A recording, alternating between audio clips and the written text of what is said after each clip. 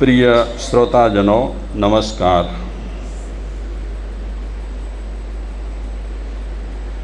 कोईक एक पैसादार भाई था, धनाढ्य, खूब कमाता था, खूब पैसा भेगा करता था। एक वक्ते ए धनाढ्य भाई ने गौशाला बनावानी ઈચ્છા થઈ। એ ભાઈ પોતાના ખર્ચે ગૌશાળા બનાવે છે। અનેક રખડતા ઢોરો, માલિકીના ઢોરો બધા એ ગૌશાળામાં દાખલ થાય છે। પણ એ શેઠ બિઝી બહુ રહેતા, એમને ફુરસદ મળતી નહીં। ભાવના એમને સારી થઈ અને ગૌશાળા બનાવી। જાનવરો પણ ક્યાંથી ઘણા ગૌશાળામાં આવી ગયા। એને ઈચ્છા પણ હતી કે ગૌશાળામાં ઢોર ઢાંખર કોઈ દુઃખી ન રહેવા જોઈએ, પણ એ વિચારે છે મને તો ટાઈમ છે નહીં। આ ગૌશાળાને સંભાળવા માટે મને કોઈકને નિયુક્ત કરવા પડશે, કોઈકની વરણી કરવી પડશે કે પૂરેપૂરી જવાબદારી એ ગૌશાળાની નિભાવે। તો પોતાના માણસોને શેઠે કીધું જરા તપાસ કરો, એવા કોઈ માણસ મળી જાય જે આપણી ગૌશાળા સંભાળી શકે। કોઈ ભગત એવા હોય અને જાનવરોમાં માનતા હોય તો એવા કોઈકને શોધો। પગાર મોં માગ્યા આપીશ આપ, પગાર માટે કોઈ સવાલ નથી। એ કહે છે 10,000 તો હું સામેથી કહીશ 20,000, પણ ગૌશાળામાં જાનવરોની સંભાળ રહેવી જોઈએ। તો શેઠના માણસોએ ગૌશાળાની સંભાળ રાખી શકે એવા કોઈ માણસની તલાશ કરવા લાગ્યા।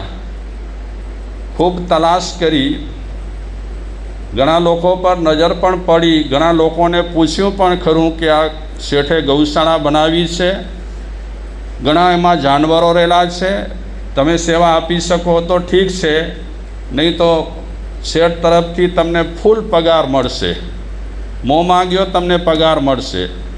પણ ઘણા લોકો કહે છે આ જવાબદારી અમારાથી નહીં નિભાવી શકાય। તપાસ કરતાં કરતાં એક ભગત માણસ મળ્યો।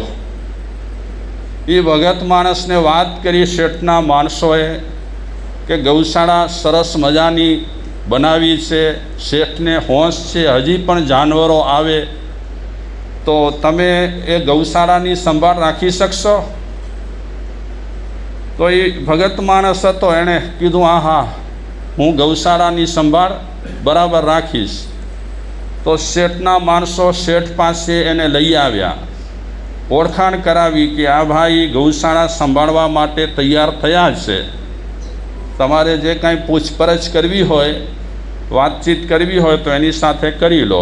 તો શેઠ એ ભગત માણસ સાથે વાતચીત કરે છે। વાતચીત કરતાં કરતાં નક્કી થયું અને પહેલાં એ આખી ગૌશાળાની જવાબદારી લેવાની હા પાડી। પણ એ માણસે કીધું કે મને એક બીજો માણસ જોઈશે, તો અમે સરખી રીતે ગૌશાળાની સંભાળ રાખી શકીએ। તો શેઠ કે તું જ તપાસ કરી લે, એવો કોઈ માણસ મળી જતો હોય તો રાખી લે, પગારની જરાય પણ તું ફિકર ન કરતો। તો એ ભાઈએ એક માણસને પસંદ કર્યો કે મારી સાથે આ પણ ગૌશાળામાં રહે। એ માણસને શેઠ પાસે લઈ આવ્યા અને શેઠને વાત કરી કે મારી સાથે આ પણ ગૌશાળામાં કામ કરવા માગે છે અને પગાર ધોરણ તમે નક્કી કરી લો, 5, 15, 25 જે આપવાના હોય તે। તો શેઠ પેલા ભાઈને પૂછે છે બોલ કેટલો પગાર ખપે? તો એણે કીધું મને આટલો પગાર આપજો। શેઠ કહે ઠીક છે, તું ગોઠવાઈ જા ગૌશાળામાં આ ભાઈની સાથે, આટલા જાનવરો છે, દેખભાળ રાખજો, બેદરકાર ન રહેજો, કારણ કે આ અબોલા જાનવરો છે પરવશ રહેલા છે, આપણા પર બિચારા નિર્ભર રહેલા છે, એટલે સમયસર એમને ખાવાનું આપજો, સમયસર એમને પાણી પીવડાવજો, મારપીટ બહુ ન કરતા. જાનવર છે બિચારા, બને ત્યાં સુધી હકોટા કરી અને એમને વાળજો, મારવાની બહુ તમે ન કરતા, હી કરજો, બરાબર ને? હા. તો બંને જણા ગોઠવાઈ ગયા ગૌશાળામાં, એટલે શેઠના માથા પર જે જવાબદારી હતી ગૌશાળાની એ ઓછી થઈ ગઈ. શેઠ બહુ બિઝી રહેતા હતા, એટલા વ્યસ્ત રહેતા હતા. શેમાં વ્યસ્ત રહેતા હતા? ધંધામાં. માથું ઉચકવાની પણ એ શેઠને ફુરસદ ન હતી, એટલા ધંધા એમણે ફેલાવી નાખ્યા હતા. જે ભાઈઓને નિયુક્ત કર્યા હતા એમાં એક ભાઈ હતો પૂજારી અને એક ભાઈ હતો જુગારી. આ બેને નિયુક્ત કરેલા હતા. પૂજારી તો સારો જ કહેવાય ને, કોઈ પણ દેવસ્થાનની પૂજા કરતો હોય એને પૂજારી કહેવાય.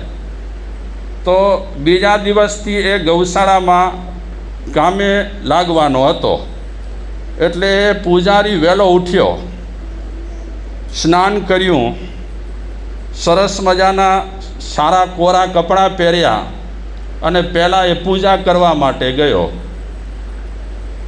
કલાક, 2 કલાક, 3 કલાક પૂજામાં એણે ગાળ્યા. પછી એકાદ 2 ભજન ગાયા ત્યાં મંદિરમાં. પછી થોડીવાર માટે વાસુપૂજ્ય ભગવાનના જાપ કર્યા. આમ ઘણખરો સમય ભક્તિમાં એણે પસાર કર્યો. સારું કર્યું ને એણે? તમે મને હા કે ના કહેતા રહેજો. સારું કર્યું ને? ભક્તિ ખૂબ કરી, કલાકો સુધી ભક્તિ કરી અને પછી એ જમવા માટે ગયો. કારણ કે ટાઈમ થઈ ગયો જમવાનું, એટલે જમવા માટે ગયો. જમી બમી થોડી વાર આડો પાસો કર્યો. આડો પાસો એટલે 1-2 કલાક ઊંઘ કરી, આડો પાસો કહેવાય એને. એ આડો પાસો કર્યો, વળી પાછો ચા પાણી કર્યા. ખુશાલભાઈ, હા, માણસ બીજામાં ટાઈમસર પહોંચે કે ન પહોંચે, આમાં ટાઈમસર પહોંચવું પડે, બરાબર ને? વ્યાખ્યાનમાં તમે ટાઈમસર ન પહોંચો તો ચાલે, ભક્તામરમાં તમે ટાઈમસર ન પહોંચો તો ચાલે, જાપમાં તમે ટાઈમસર ન પહોંચો તો ચાલે, પ્રતિક્રમણમાં ટાઈમસર ન પહોંચો તો ચાલે, પણ ચા પાણી નાસ્તાનો સમય હોય ત્યારે તો પહોંચવું જ પડે ને. હે, પહોંચવું પડે ને, પહોંચવું જ પડે ને. ભોજનના ટાઈમે પણ સમયસર પહોંચવું પડે. આ તો ઠીક છે, જરા 5-10 મિનિટ આગી પાછી થશે તો ક્યાં પોલીસ કેસ થવાનો છે? હા, આમાં પોલીસ કેસ હોય? મોડા તો મોડા, વહેલા તો વહેલા, ના આવ્યા તો ના આવ્યા. એમાં શું? એમાં પોલીસ કેસ જેવું તો કાંઈ છે નહીં કે આવે ને પોલીસ પકડી જાય ને બીડી 10 કલાક નાખી દે ને. આ ભાઈ સાહેબ બપોરના ઉઠ્યા ન ઉઠ્યા, પછી ચા પાણી કર્યા, પછી એમનો બપોરનો ટાઈમ હતો મંદિરે જવાનો. વળી મંદિરે પહોંચ્યા, ત્યાં થોડી વાર માટે પરમાત્માની ભક્તિ કરી, પછી મોડા આવ્યા ગૌશાળામાં. હી કરીને થોડો સમય કાઢ્યો. ત્યાં તો સાંજનો ટાઈમ થઈ ગયો ભોજનનો. પછી સાંજની સંધ્યા બંધ્યા કરવી હોય ને મંદિરમાં, એનોય ટાઈમ થઈ ગયો, એટલે વળી પહોંચી ગયા મંદિરે. સારું જ કરે છે ને? હા કે ના કહો તમે? સારું કરે છે, બહુ સરસ કરે છે ને. ભગવાનની ભક્તિ કરે છે બહુ.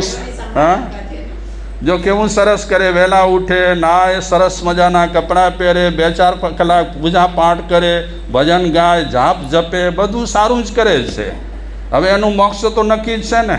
હા, ચાલો હવે આપણે આ જુગારીની વાત કરીએ. જુગારી મોડો ઉઠે છે, પછી જરા આડાવડા પાસા ફેરવે છે, તેમાં ઘણો ટાઈમ નીકળી જાય છે. પછી આ જુગારીને વળી નાવાનું ને ધોવાનું કેવું? એની તો આદત હતી કે ચા પાણી કરી અને પહોંચી જવાનું ક્યાં? હા, સ્કૂલમાં અડામાં પહોંચી જવાનું અને ત્યાં ચાલુ કરી દેવાનું. શું ચાલુ કરી દેવાનું વિજયભાઈ? રમવાનું. રમે, મસ્ત રીતે રમે છે.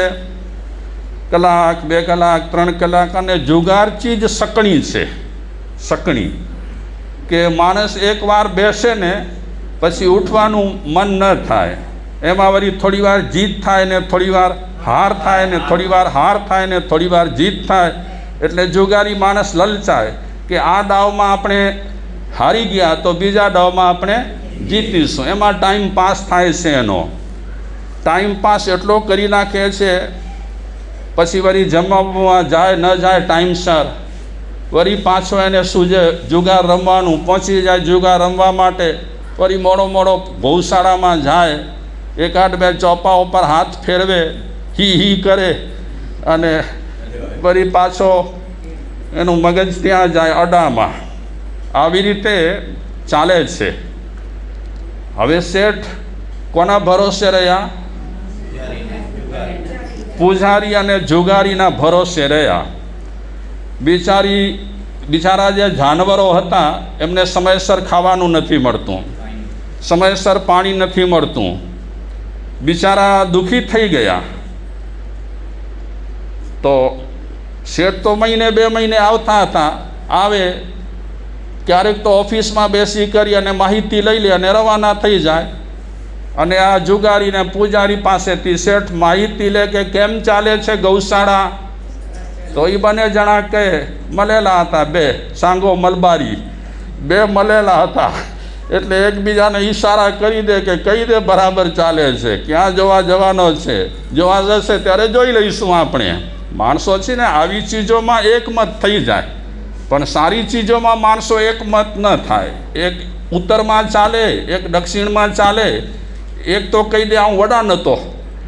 સારા કામમાં માણસો કહી દે તરત જ, અને નરસા કામમાં જો એકબીજામાં સહમત થઈ ગયા.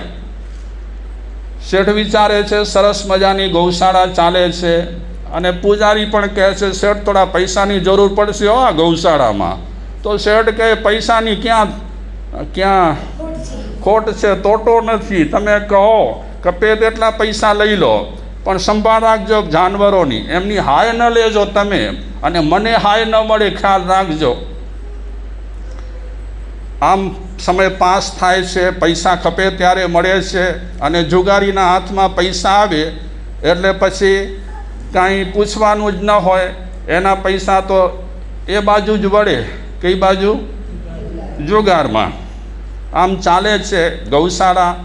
જાનવરો બિચારા ભગવાનના ભરોસે છે, ક્યારેક ખાવાનું આપે છે, ક્યારેક પીવાનું આપે છે, ક્યારેક નથી આપતા. આ બિચારા સાવ મૂંગા જીવો કહેવાય, અબોલા. આ બધા જેટલા જીવો રહેલા છે ને અબોલા, એ એક કુદરતના ભરોસે છે અને એક માણસના ભરોસે છે. ગામમાં વસતા જે જાનવરો છે એ માણસના ભરોસે છે. કૂતરા છે માની લો, એ કોના ભરોસે છે? હા, એ રોટલી બોટલીઓ તો બનાવતા નથી ને, એ રોટલા બોટલા તો બનાવે નહીં. તમે આપો તો એ બિચારા ખાય, ન મળે તો બિચારા બેઠા રહે. બધા એ જાનવરો બધા બિચારા મૂંગા પ્રાણીઓ માણસના ભરોસે છે.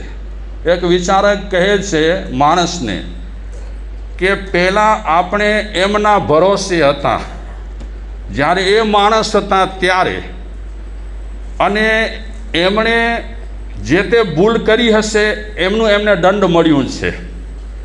હવે એ લોકો તમારા ભરોસે છે.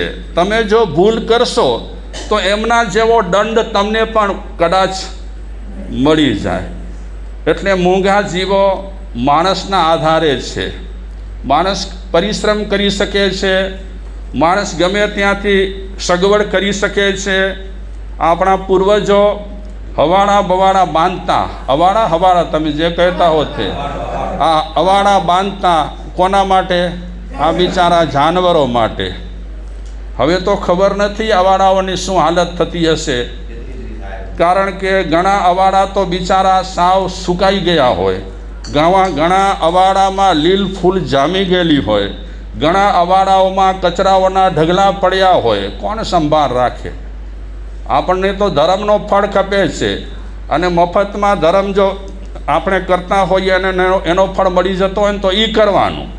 ખર્ચો કરવો હોય શરીરને તો આવતો હોય તો એવું ધર્મ નહીં કરવાનું. કરે ગુણામાં જરાય તકલીફ ન પડે ને આપણને સરસ મજાનો ફળ મળે ને એવું ધર્મ કરવાનું. બાકી જરા શરીરને તો આપણે દેવા તૈયાર ન હોઈએ તો ફળ પણ માણસને તેવા જ મળતા હોય ને.